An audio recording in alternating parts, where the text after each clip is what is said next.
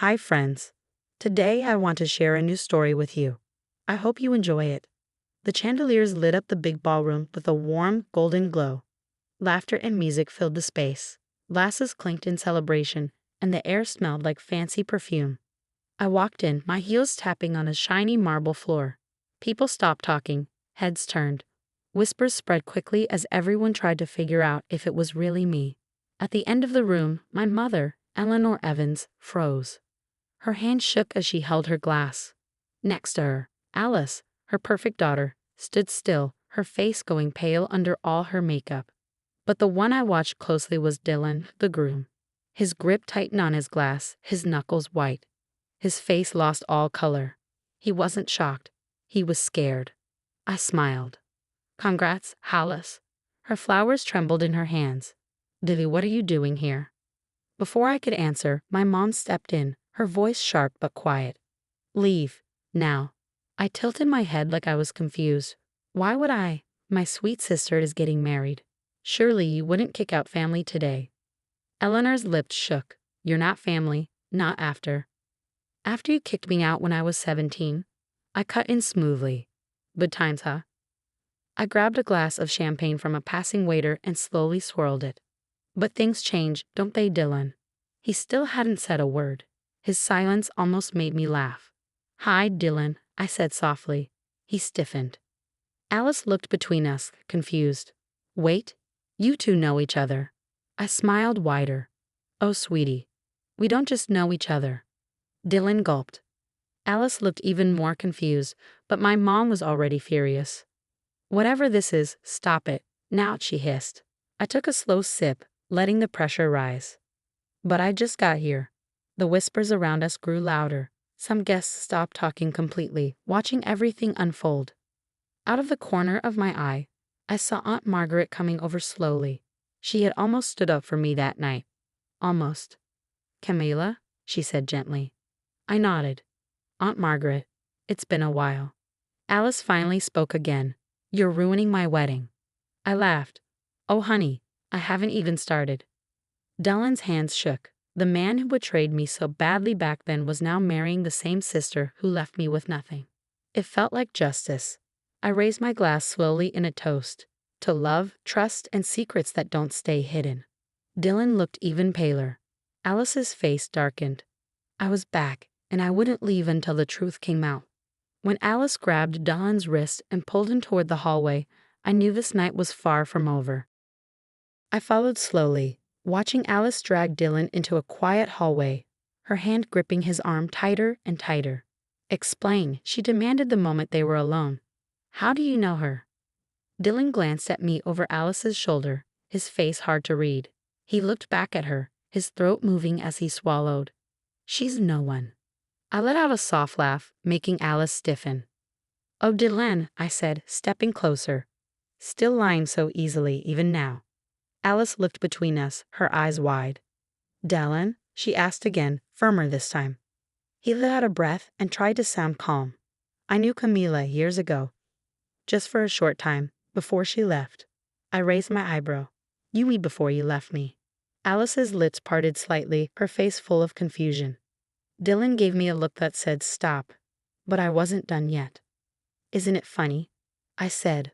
One day you're engaged to someone who promises you forever. The next, he's marrying your sister. Alice gasped. Engaged? Dylan tensed, his hands forming tight fists. Camila, don't, he started. I gave him a cold smile. Why not? You lied to her just like you lied to me. Alice turned to him, eyes wide with disbelief. Tell me she's not telling the truth. Dylan stayed silent. I took a step back, enjoying the moment. The truth had finally started to come out, and soon Dylan's secrets would destroy everything he had built. I walked back into the ballroom, my heels clicking on the marble floor. The sound of guests chatting, glasses clinking, and golden light all around. It felt like the perfect stage for what was coming next. I sat at my table near the dance floor and saw Dylan glance at me nervously. His arm was around Alice's waist, but his grip looked shaky, almost scared. The toasts began. One by one, guests stood to speak kindly about the happy couple. I waited, sipping my wine, smiling just a little as my moment came closer. Then Alice's father stood and raised his glass. "To my beautiful daughter and her amazing husband-to-be," he said proudly. "May they have a future full of love, truth, and success." I let out a small laugh. Truth. How ironic. I stood. "If I may," I said, holding up my glass. The room went quiet. Alice narrowed her eyes. Dylan tensed up next to her. I smiled sweetly. "Dylan, I was just thinking of the old days. Do you still enjoy those secret little deals?" Confused murmurs spread through the room. Dylan's hand tightened on his champagne glass. "I don't know what you're talking about," he said quickly. I opened my clutch and took out my phone. "Then let me help you remember." I tapped the screen. Dylan's voice played over the speakers. "They'll never trace it back to me. The numbers are hidden. No one will ever know." Gasps echoed through the room. Dylan went pale. Alice turned toward him. "What is she talking about?" "Nothing," Dylan said sharply, but his voice shook. I tilted my head. "Oh, Dylan, you always did lie so well. But secrets don't stay hidden forever." The ballroom was silent. The trap was set, and Dylan had walked right into it. The guests began whispering. Alice stared at both of us, her perfect world starting to crack. Dylan looked pale and cornered, his lips pressed tightly together. But I wasn't done yet. Not even close. With slow, careful steps, I turned to Alice. "Oh, dear sister, let's not pretend you're innocent in all of this." Alice scoffed, flipping her hair over her shoulder. "What nonsense are you talking about now?" I reached into my clutch and pulled out a neatly folded document. I held it up for everyone to see. "This, Alice, is proof that you never graduated from medical school." Gasps spread through the crowd.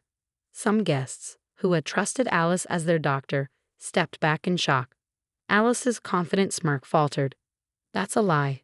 I didn't. I didn't let her finish. You forged your degree. Your patients trusted you, thinking you were a real doctor, but you lied." The words hung in the air, and I watched as Alice's calm exterior cracked. Whispers filled the room. "I had surgery under her care," someone muttered, horrified. "Is this true?" Dylan demanded, his voice full of anger. Alice looked around in panic, her eyes searching for a way out. "This is ridiculous. Mom, Dad, say something." I turned to our parents, who stood frozen, their faces pale. "You did it?"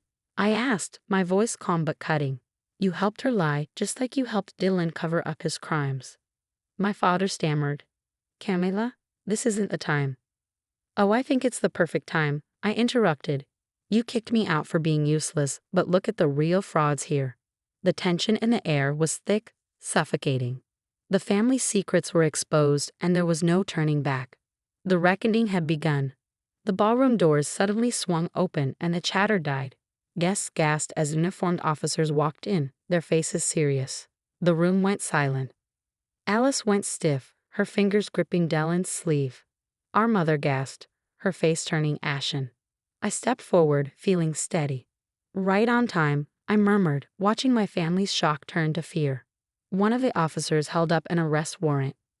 "Dylan Carter, you are under arrest for embezzlement, fraud, and conspiracy."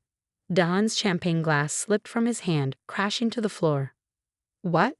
His voice cracked as he turned to Alice. This isn't real. Alice, tell them." Alice was already backing away as another officer approached her. "Alice Moore, you are under investigation for medical malpractice and fraudulently practicing medicine without a valid degree."